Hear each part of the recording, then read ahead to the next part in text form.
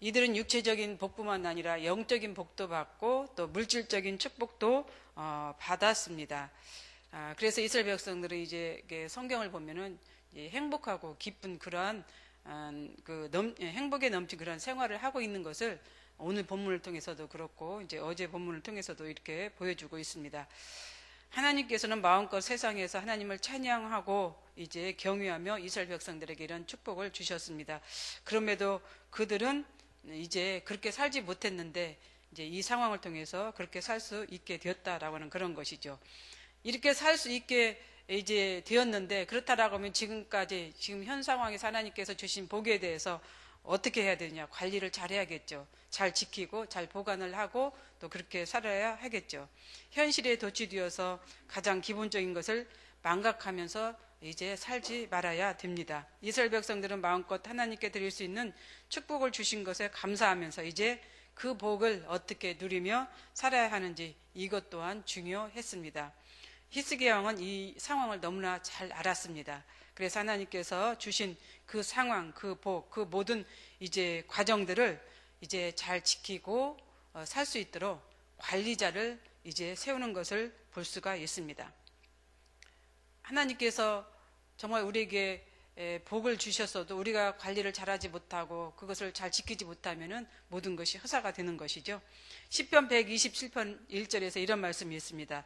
여호와께서 집을 세우지 아니하시면 세우는 자의 수고가 헛되며 여호와께서 성을 지키지 아니하시면 파수꾼에 깨어 있음이 헛되도다.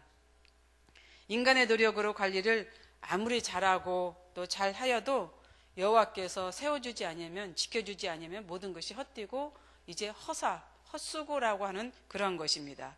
잘 관리하고 잘 지키려고 인간의 방법을 쓰고 과학적인 방법을 사용한다 할지라도 하나님께서 지켜주지 않으면은 다 이제 날아가는 이런 상황이 되는 것이죠. 그렇기 때문에 우리는 늘 하나님의 도움을 받아야 됩니다. 잘 살아도 못 살아도 어떤 상황에 있든지 간에 우리는 늘 하나님의 도움을 받아야 합니다. 이 원리를 잘 아는 히스기야 왕은 이제 백성들이 자원에서 드린 예물과 또 성물과 11조를 관리하기 위해서 어떻게 했습니까? 조직적으로 관리를 세우는 이 모습을 보여주고 있습니다. 백성들이 드린 것을 관리하기 위해서 그동안 이제 성전에서는 있지 않았던 이런 상황들을 이제 세워서 이렇게 조직을 세운 것이죠. 그래서 11절에 보면은 이제 히스기야 왕이 어떤 일을 합니까? 방을 마련을 하라고 합니다. 여기서 방이 나오는데 방을 마련을 해서 준비를 하도록 하는 것이죠. 여호와의 전에는 성전에는 다락들이 많이 있습니다. 성소와 지성소의 벽 주위로 이렇게 보면은 다락들이 있다고 해요. 거기에는 이제 상층, 중층, 하층으로 이렇게 나눠져서 구분되어 있는데 이제 히스기야 왕이 준비하라고 한 방이 이곳입니다. 그래서 이곳에 이제 백성들이 드린 예물과 11조와 성물들을 보관하도록 했던 것입니다. 그리고 그 방을 관리하는 관리자를 세웠습니다. 바로 13절에 나오는 것이죠. 거기에 보면 10명의 레위인들이 나옵니다. 이들은 책임자와 감독자가 있는데 이 책임자 감독자의 그 아래에서 이 10명들이 이 방을 관리했다고 하는 것이죠. 물론 이제 사람이 많고 적음이 문제가 있는 것은 아니겠지만은 또 성물이 예물이 11조가 그만큼 많이 들어와서 여러 방들이 있었겠죠. 그래서 아마 이 10명을 통해서 그 방을 관리하도록 했던 것 같습니다. 그만큼 이제 그 성물이 중요했고 이제 또 하나님께 드린 성물이기 때문에 또 이렇게 관리를 했습니다. 히스기야 왕이 관리자를 세워서 잘 지키고 보관하는 데는 또 한편으로는 이유가 있습니다.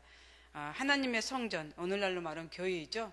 하나님의 성전에서 어떻게 해요? 이것을 활용하기 위해서는 비용도 필요한 것이죠. 또 예배를 지속적으로 드리기 위해서도 이제 관리를 해야 하기 때문에 비용도 필요한 것입니다. 그렇기 때문에 이렇게 관리를 하도록 했던 것이고, 또 하나는 백성들이 피땀 흘려 이제 하나님 앞에 드린 이제 그 예물이잖아요. 헌물이고 또 이제 성물입니다. 그렇기 때문에 잘 지키도록 그렇게 했던 것입니다. 또 한편으로는 또 성전을 이제 또 지키고 가꾸기 위해서는 또 비용도 필요했기 때문에 이렇게 했던 것을 알 수가 있습니다. 오늘날 교회에서도 어때요? 성전을 관리하고 또 지키기 위해서는 이제 이렇게 관리비라는 게 있잖아요. 이런 그 상황을 우리가 생각을 하면 됩니다. 또 오늘날 교회에서도 보면은 투명한 헌금 관리를 위해서 재정부를 두어서 이렇게 잘 관리하고 지키는 것을 우리가 볼 수가 있습니다. 두 번째는 제사장과 레위인들에게 공정하게 이런 먹을 수 있는 그 물질들이 돌아가도록 분배했다고 하는 데 있습니다. 그래서 14절에서 19절에 보면은 레위 사람 임나의 아들 이제 고레를 중심으로 6명이 이 예물을 공정하게 나눠주는 것을 이제 볼 수가 있습니다. 분배된 사람들은 제사장이나 직무를 수행하는 그 레위인들 뿐만 아니라 그들에게 속해 있는 아내와 자녀들까지도 이렇게 포함되어 있습니다.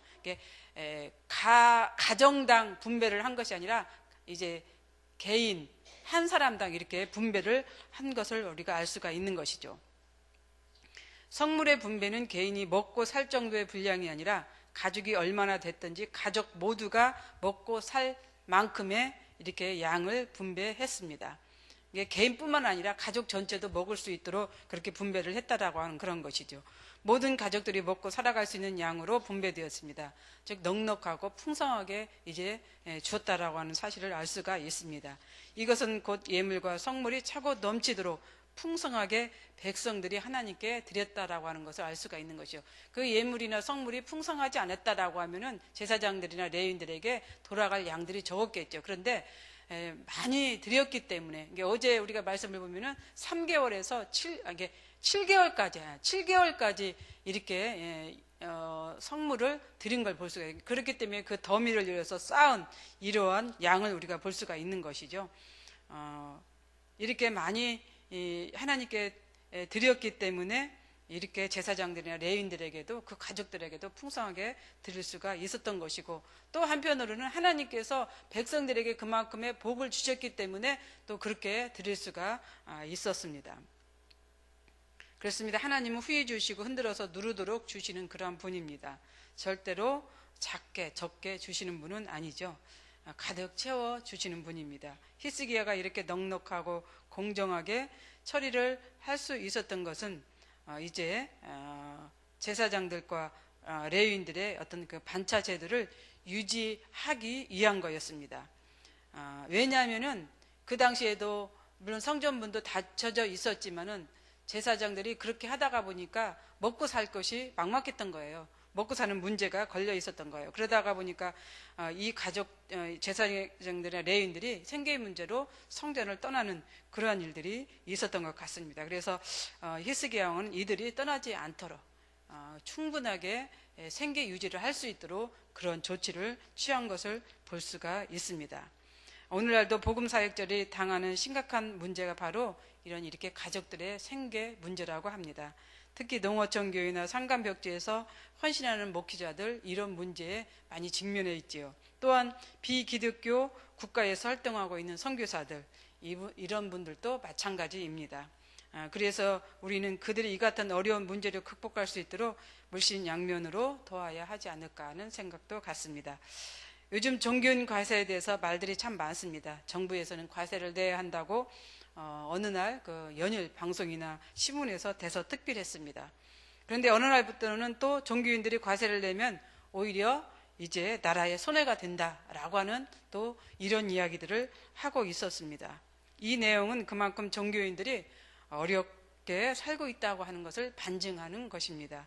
우리나라에서 제대로 종교인 과세를 낼 수 있는 교회가 얼마나 많을까 여러분들 한번 생각해 보시기 바랍니다. 큰 교회들도 있지만 작은 교회들이 더 많이 있습니다. 또 큰 교회라고 해서 부교육자들이 이제 받는 사례비가 뭐 이렇게 월등하게 많은 이런 문제들은 좀 조심스러운데 그렇지는 않다는 거예요. 그러니까 일반적인 작은 교회나 우리 큰 교회 있는 부교육자들이나 뭐 이런 것들은 거의 비슷한 이러한 상황이라고 저 개인적으로는 그렇게 생각을 하고 있습니다. 그래서 아마 이제 정부에서는 이런 모든 것들을 이제 계산을 해보니까 종교인들로 하여금 내는 과세보다는 혜택을 주는 비용이 더 많이 들어간다라고 생각해서 이렇게 손해를 본다라고 그렇게 얘기들을 하고 있는 것 같습니다.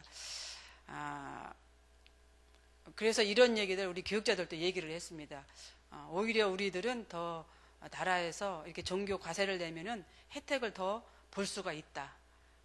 이런 얘기들을 했던 일들이 있습니다. 이런 일들이 일어나지 않기 위해서 교회에서는, 이제 전 세계적인 교회에서는 이 문제에 대해서 이제 또 생각도 해보고 또 최선을 다할 수 있는 이런 상황이 되어야지 않을까 하는 이런 생각을 갖습니다. 오늘 히스기야 왕이 이렇게 지혜롭게 하나님께 드린 이 성물, 예물, 11조 같은 이 11조를 지혜롭게 잘 관리하고 보관하는 이러한 방법을 통해서 우리의 삶 가운데서도, 우리 교회에서도, 전 세계적인 교회에서도 이런 지혜 속에서 정말 하나님의 교회를 아름답게 잘 이끌어 나가는 그러한 삶이 되었으면 좋겠습니다. 그래서 우리도 히스기야의 그 정신을 가지고 또 배우면서 나아가는 우리 모든 하나님의 귀한 백성들이 되었으면 좋겠습니다. 기도하겠습니다. 사랑과 은혜가 풍성하신 하나님 아버지, 참 감사합니다. 오늘 히스기야 왕의 개혁된 정신을 통해서 다시 한번 우리도 배우는 그러한 과정이 되게 하여 주시옵소서. 우리 모두도 배울 수 있는 그런 삶이 되기를 원합니다. 우리 교회뿐만 아니라 전 세계적인 교회가 이러한 히스기야의 개혁된 정신을 이제 가지고 나아가는 우리의 삶이 되기를 원합니다. 꼭 그렇게 될 수 있도록 주님께서 축복해 주시옵소서. 오늘 또 이 마음, 또 이 정신을 가지고 살아가는 하루가 되기를 주님 앞에 기도하오며 예수님의 이름으로 기도드리옵나이다. 아멘. 우리 공동 기도문 봉사입니다. 우리에게 서로 사랑하는 마음을 더욱 부어 주옵소서. 교회 안의 작은 교회들을 넉넉하게 축복하옵소서.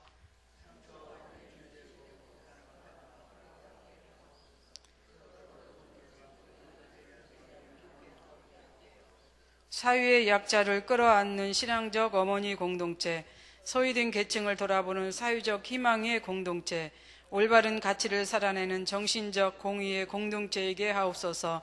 우리 교회가 여기 있어 지역사회와 시대가 복되게 하옵소서. 아멘. 주님이 가르쳐 주신 기도 드리겠습니다. 하늘에 계신 우리 아버지, 아버지의 이름을 거룩하게 하시며 아버지의 나라가 오게 하시며 아버지의 뜻이 하늘에서와 같이 땅에서도 이루어지게 하소서. 오늘 우리에게 일용할 양식을 주시고 우리가 우리에게 잘못한 사람을 용서하여 준 것 같이 우리 죄를 용서하여 주시고 우리를 시험에 빠지지 않게 하시고 악에서 구하소서. 나라와 권능과 영광이 영원히 아버지의 것입니다. 아멘. 우리 공동 기도 제목입니다. 지금 들은 말씀이 내 삶으로 이어지게 하옵소서. 전도 폭발 저스트 훈련을 통해 복음으로 훈련된 전도자들이 많이 세워지게 하소서. 목회자 인문학 독서 모임이 이제 오늘부터 시작됩니다. 지성과 영성으로 채워지는 모임이 되게 하옵소서. 로마서 성경 공부를 통해 하나님의 뜻을 발견하며 따라가게 하소서. 통일부에서 진행되는 한국 탈북 및 도시문화 체험자들에게 한국을 알아가는 지혜를 주소서. 제4차 국내 성지 순례 일정 속에서 하나님의 임재를 체험하는 귀한 시간이 되게 하소서. 한가을 말씀 사경회를 기도로 준비하며 은혜 받게 하소서. 토요일에 진행되는 월상 예배와 성수동 음악교회에 큰 은혜를 주소서. 정치, 경제, 사회가 안정되며 위기를 잘 극복하는 지혜로운 나라가 되게 하소서. 이 시간 공동 기도 제목과 또 여러분들이 가지고 오신 기도를 하나님께 올리신 후에 각자 삶의 자리로 나아가도록 하겠습니다. 기도하겠습니다.